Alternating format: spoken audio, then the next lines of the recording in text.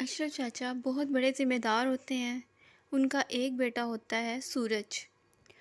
अशरफ चाचा अपनी ज़मीनों पर ख़ुद काम करते हैं।